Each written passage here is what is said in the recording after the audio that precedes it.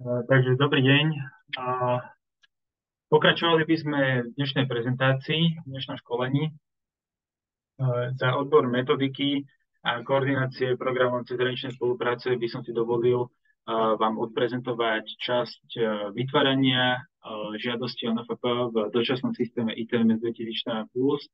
A bližšie by som charakterizoval, identifikoval zmeny, ktoré nastali v porovnaní s predchádzajúcim programovým obdobím 14-20.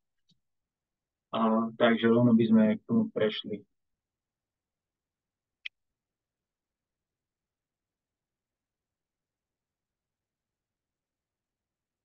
Takže také najzásadnejšie zmeny sa týkajú časti identifikácie partnera, kde vlastne v ITMS musíte postupovať podľa prílohy pokyny k vyplneniu a odoslaniu žiadosti o NFP cez systém ITMS 2014+. Tieto pokyny sú vlastne takou nejakou prílohou, ktorá komplexne, krok po kroku popisuje ten proces importovania a úspešného odoslania žiadosti o NFP v dočasnom systéme ITMS 2014+. Pokyny sú zároveň prílohou manuálu implementácie projektov časť 5 a je to príloha číslo V1. Takže keď budete postupovať podľa tejto prílohy, kde sú vlastne aj uvedené snímky a fotky jednotlivých krokov, tak určite nebudete mať problémy úspešne importovať žiadosť. Z identifikácie partnera, teda už ako som spomínal, nastala zmena v tom, že v statuse partnerstva status projektový partner sa priradí všetkým ostatným partnerom projektu, okrem hlavného partnera, teda vedúceho partnera, ako bol v minulom programovom období, teraz je to hlavný partner. Status hlavný cezhraničný partner, a to je teda zmena oproti predchádzajúcemu obdobiu, sa priradí iba subjektu zo Slovenskej republiky. Teda v prípade, ak je hlavný žiadateľ, teda hlavný partner subjektom z Českej republiky, hlavným cezhraničným partnerom môže byť iba subjekt zo Slovenskej republiky. Ak by to bol v každom inom prípade, to bude tak, že to bude projektový partner. Je to vlastne z toho dôvodu, že subjektu zo Slovenskej republiky sa bude vyplácať podiel štátneho rozpočtu zo Slovenskej republiky od nás, ministerstva ako riadiaceho orgánu, a partnerom z Českej republiky sa tento podiel štátneho rozpočtu bude vyplácať zo strany Ministerstva pro místny rozvoj, ktoré vlastne v programe SKCZ národným orgánom, s ktorým následne bude uzavretá po schválení projektu zmluva, bude vystavené rozhodnutie o schválení podielu zo štátneho rozpočtu a následne u nás bude vypracovaná zmluva.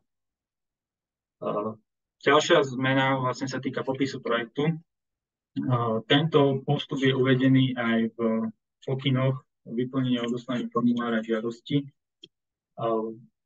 A síce v bode 7 až 7.5 v týchto bodoch nevyplňate žiadne okná. Je to z toho dôvodu, že tieto polia v dočasnom systéme nebolo technicky možné odstrániť a pre nový program 21-27 sú už nerelevantné. A vlastne tieto polia ako keby nevyplňate vôbec a prechádzate rovno do bodu 16 špecifické polia, kde máte v pokynoch presne uvedené, že čo je potrebné vyplniť. Tak z obsahovej stránky vás už inštruovali kolegyne. Ďalšia zmena je v harmonograme realizácie aktivít. V podstate tu sa vyberá iba typ akcie, ktorý nazvete ako harmonogram, realizácia aktivít projektu. Žiadateľ si teda vyberá iba jeden typ akcie, pretože na typ akcie je v dočasnom systéme ITMS viazaný aj rozpočet. Čiže ak by ste náhodou omylom si zvolili viacero typov akcií, tak by sa vám potom automaticky natiahlo do žiadosti viacero rozpočtov a tu by mohol nastať problém. To by ste potom boli vyzývaní na doplnenie, takže vyberáte iba jeden typ akcie, na ktorej vlastne sú naviazané aktivity. Avšak tieto aktivity neuvádzate do systému ITMS, tie už uvádzate do prílohy 1a doplňujúce informácie žiadosti o NFP. Tieto aktivity si vlastne nazvete už ľubovoľne podľa zámeru a zamerania projektu určite si k ním príslušný merateľný ukazovateľ a príslušnú hodnotu merateľného ukazovateľa výstupu a výsledku. ITMS sa podporné aktivity nevyplňajú, teda v časti podporné aktivity neuvádzate začiatok ani koniec realizácie aktivity. Čo sa týka merateľných ukazovateľov, tak v tomto programovom období je žiadateľ povinný v rámci zvoleného typu akcií vykazovať cieľovú hodnotu minimálne v rámci jedného ukazovateľa výstupu, ktorý má v programe označenie RCO, a minimálne jedného ukazovateľa výsledku, ktorý má v programe označenie RCR. V podstate podľa zvoleného typu akcie vám ITMS systém natiahne automaticky všetky merateľné ukazovatele, ktoré k nej prislúchajú, avšak vy už podľa zamerania projektu si určite cieľovú hodnotu ukazovateľa iba v tom merateľnom ukazovateľi, ktoré idete vykazovať, teda ktorý naplňate svojimi akciami a aktivitami. ITMS však nie sú nazvané merateľné ukazovatele ako PO, teda majú kód PO ako output a PR ako result. Z hľadiska rozpočtu projektu podrobnejšie to bude vysvetlené v časti oprávnenosť výdavkov. Ja iba identifikujem niektoré zmeny, ktoré nastali prechodom na nové programové obdobie. A síce výdavky sa už nerozdeľujú na priame a nepriame. Teda vyplňate iba priame výdavky, časť priamých výdavkov.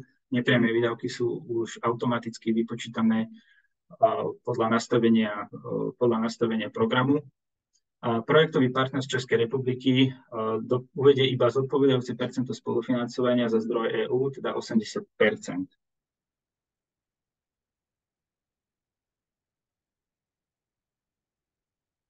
Odosielanie žiadosti o NFP. Takže taká hlavná zmena je, že žiadosti sa už odosielajú iba elektronicky cez systém ITMS, teda žiadne listinné zaslanie už v tomto programovom období neexistuje.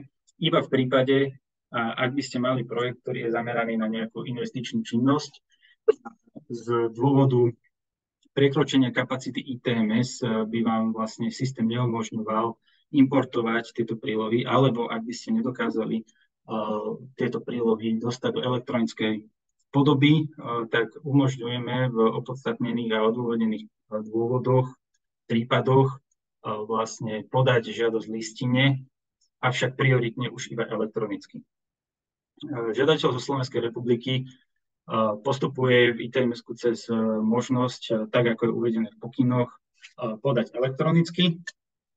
A teda je nevyhnutné pre zaslanie žiadosti o NFP, aby bol žiadateľ prihlásený v systéme ITMS prostredníctvom občianskeho preukazu s čipom EID. V pravom hore vám v systéme bude svietiť taká červená kolónka, kde sa prihlásite cez EID a následne vlastne už pri odosielaní žiadosti zvolíte možnosť elektronického podania.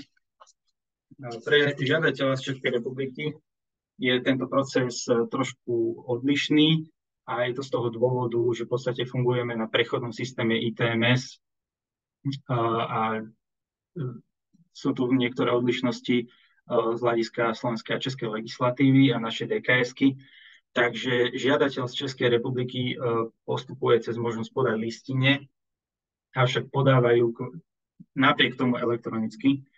A žiadateľ vlastne vyplní tieto údaje listinného podania a po dokončení je presmerovaný na obrazovku vyplnenej žiadosti o NFP, kde uvedie možnosť dokončiť podanie. Následne títo českí žiadatelia, alebo teda vedúci partneri z Českej republiky zasielajú vyplnenú žiadosť elektronicky, podpísanú oprávnenou osobou cez funkciu komunikácia odchádzajúca. Do tejto funkcie, teda do tejto časti nahráte teda podpísanú žiadosť o NFP, či už kvalifikovaným elektronickým podpisom, ktorý je možné overiť. V prípade, ak vlastne žiadateľ nedisponuje týmto elektronickým podpisom, tak naskenovanou žiadosťou s podpisom a vlastne potom sa klikne nakoniec, už keď sú všetky prílohy a NFP podpísaná, nahratá, tak sa klikne na odoslať komunikáciu. Ešte by som spomenul, čo som zabudol, vlastne pri podaní v prípade žiadateľa zo Slovenskej republiky odosiela sa vlastne dokument cez teda podať elektronicky, avšak v treťom kroku formulár elektronického podania, ako môžete vidieť aj na strane 23 pokynov vyplnenia ŽNFP, je vlastne taký posledný krok, kde vstupuje podpis oprávnenej osoby na podpisovanie. Vám tam svieti v podstate také okienko štatutár. Tam máte uvedeného štatutárneho zástupcu. A nižšie v časti elektronické podanie a príloha elektronického podania je možnosť podpísať. Takže do tohto kroku vstupuje štatutárny zástupca, ktorý vlastne je oprávnený podpisovať žiadosť o NFP a podpíše žiadosť teda iba oprávnená osoba, respektíve plnomocnená osoba štatutárnym zástupcom alebo samotný štatutárny zástupca. Následne, keď je žiadosť podpísaná, tak sa klikne na možnosť dokončiť a podpísať. Teda, podpísať, potom dokončiť. Prepáčte, na sekundu by ste mohli ešte vrátiť tú 5, bod 5? No, jasné.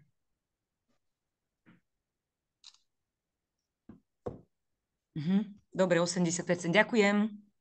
Dobre, ak budú nejaké otázky k odosielaniu ŽNFP v ITMS, tak potom na konci, vlastne keď bude priestor na otázky, tak ich prosím položte a následne bude zodpovedané.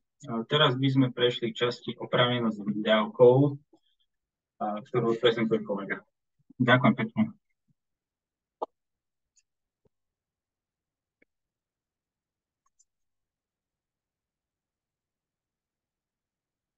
Dobrý deň.